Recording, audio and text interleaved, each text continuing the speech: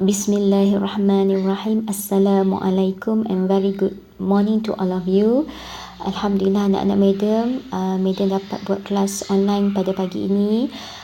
Mungkin anak-anak Madam sekarang yang tengah bersiap untuk ke kelas dan ada yang sedang sarapan. Alhamdulillah, semoga hari ini lebih baik daripada hari semalam.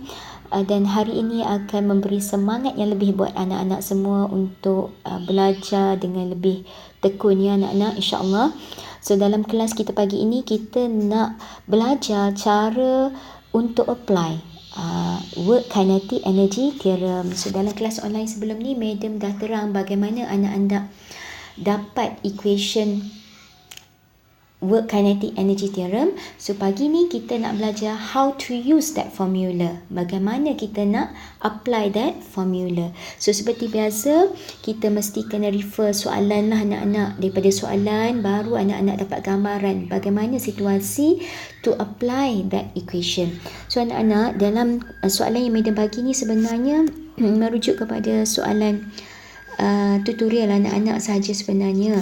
So dalam soalan ni ada dua soalan.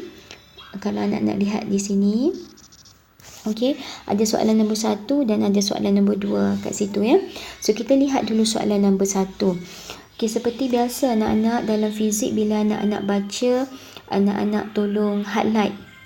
Ni Madam selalu pesan, tolong highlight kan.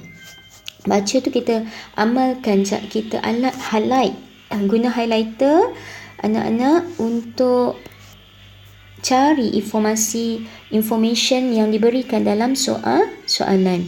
So when the brakes of vehicles of mass, so ini diberi massnya, apply 500 kilojoules of heat is produced before the vehicles stop.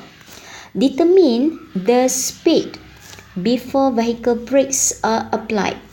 Before brakes applied. Itu soalan tu. That's the keywords in the question. Okay. So lepas dah faham soalan, apa yang perlu anak-anak buat adalah keluarkan maklumat tersebut. Okay, kita ada satu soalan. We try when we read the question, we try to sketch the situation. Okay anak-anak, Madam gambarkan dengan situasi lah. So Madam tak pandai melukis kereta, so Madam gambarkan kereta begitu sahaja. Dan dia ada mass kereta ni adalah 1600 kg. Okay anak-anak, dia bergerak dengan satu nilai U, dan apa yang berlaku finally di satu position dia akan berhenti sebab dia kata kat situ stop. So you have to know that V final is equal to 0 ms to power of -1. Okay anak-anak, and then we know that this car moving due to the engines, right? And what happened now, as the car moving, 500 kilojoules of heat is produced. Bermaksud kereta bergerak ke hadapan, tetapi at the same time you have to know that beside it's moving, the car needs to do work in order to overcome friction. And you have learned before this, terbesar ya, directions of friction arah mana? Okay, always oppose the motion, right? So the FK, here we are referring to the FK because the object is moving. Okay, the object, yes adik. Okay, Alfan. Okay, maaf ya nak Madam. Okay anak-anak, kita lihat di sini, the only force that produced here is due to the heat. Okay, is due to the heat. So why this heat produced? Due to the motions of the car.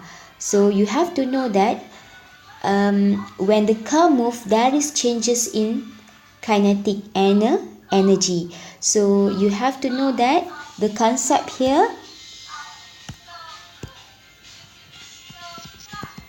heat produced is equal to work done by friction force.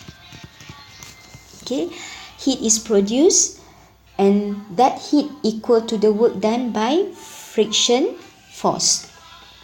Okay, so konsep yang anak dah belajar dalam kelas sebelum ni, summation W is equal to delta K, right? Okay, summation W sekarang anak-anak kita ada total work done. So dah diberi kat sini, total work done dah diberi. Apa yang dah diberi? Sebenarnya you kena tahu yang summation W ni bersamaan dengan berapa? 500 kilojoules. The only work done, right? Total work done. So summation W equal to 500 kilojoules.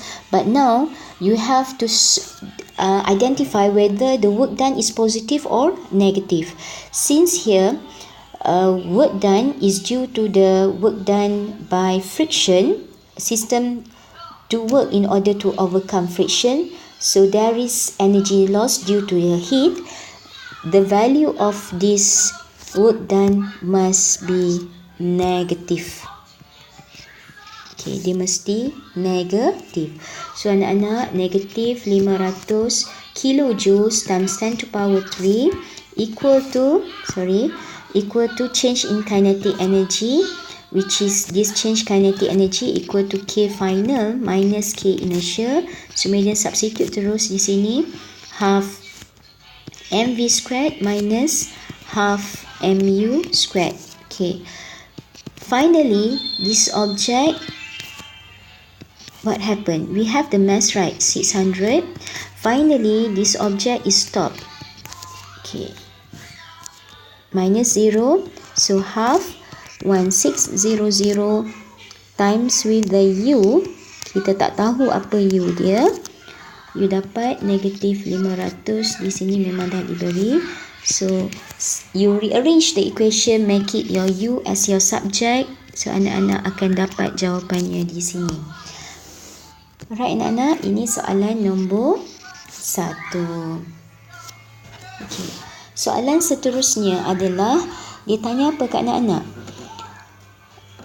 A car of mass 1500 kg move with velocity of 10 ms to power of negative 1. Determine the force required to stop the car in 500 meter. In 500 meter. Okey anak-anak, soalan ni pun sama juga konsep macam soalan tadi. Cuma sekarang bezanya you are given the velocity. You are given the velocity. Actually the initial velocity. Kita lihatnya di sini. Anak-anak ada, mana highlighter medal? Okay, anak-anak ada mass. Anak-anak diberi initial velocity. Determine, okay, diminta force to stop in 500 meter. Okay.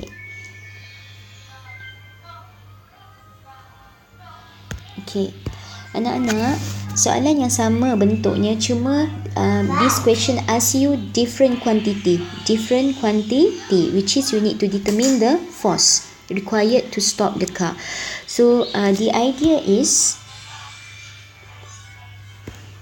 okay, the idea is when this car is moving, okay, when the car is moving now, okay, so I'm using the black color to differentiate the questions, okay, right, so I'm using the black color. So when you have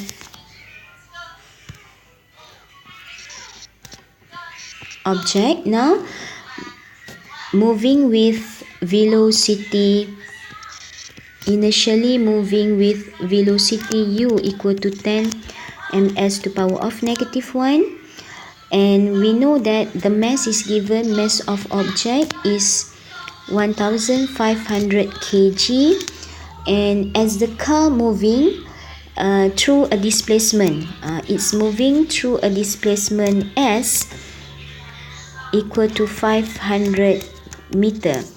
Okay, right, and then 500 meter. And one more thing is you have to know, the question asks you what is the force that make it to stop, and finally V must be equal to 0. Okay, mudah je anak-anak. So sekarang anak-anak kena faham why this car finally will stop, because it has energy, but the energy might be is using to overcome the friction. So finally it will have no more energy to overcome that friction. So now we need to know the force that make it stop. So actually you kena cari apa?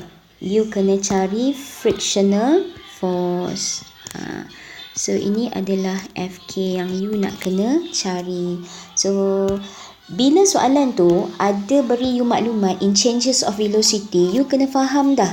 Idea dia sekarang, I need to use the work kinetic energy theorem. Why? Because I have enough information to calculate the work done, to relate work done with the changes in velocity. So anak-anak, the only force yang terlibat dalam situasi ini adalah friction, right?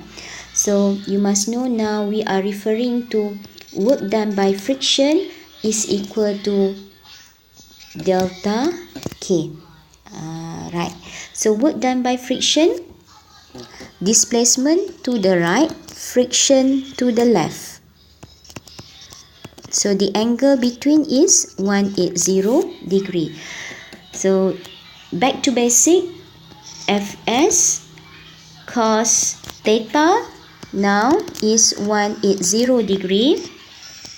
Okay, because formula here you need to determine the theta, and then delta K here is a change in kinetic energy.